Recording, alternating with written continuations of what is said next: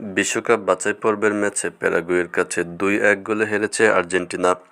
শুক্রবার ১৫ই নভেম্বর ঠিক স্বভাবসুলভ ভঙ্গিতে খেলতে পারেননি লিওনেল মেসিরা। নিজেদের হতশ্রী পারফরম্যান্স এবং প্রতিপক্ষের দারুণ খেলায় ম্যাচটি হারতে হয় আর্জেন্টিনাকে। তবে হারের পর ম্যাচে দায়িত্বরত ব্রাজিলিয়ান রেফারি অ্যান্ডারসন দারোস্কোকে দোষ দিলেন মেসিদের কোচ লিওনেল স্ক্যালোনি ম্যাচের পর দোষ দিলেও মাঠেই দারোগের সঙ্গে কথার লড়াইয়ে জড়ান মেসি।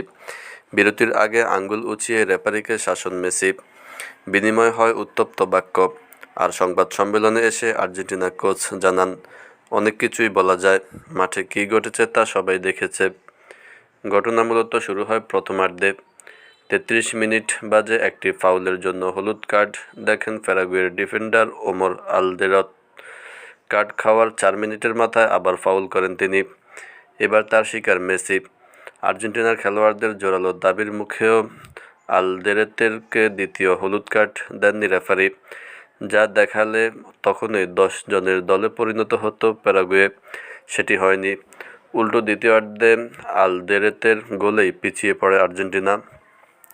ম্যাচের পর সংবাদ সম্মেলনে স্ক্যালোনি বলেন, চাইলে অনেক কিছুই বলা যেতে পারে, সেসব অর্থহীন মনে হবে। কারো কাছে লাগবে অজুহাত দেখাচ্ছি। মাঠে কী ঘটেছে তা আমরা সবাই দেখেছি, তাই এসব বলা না বলাই ভালো।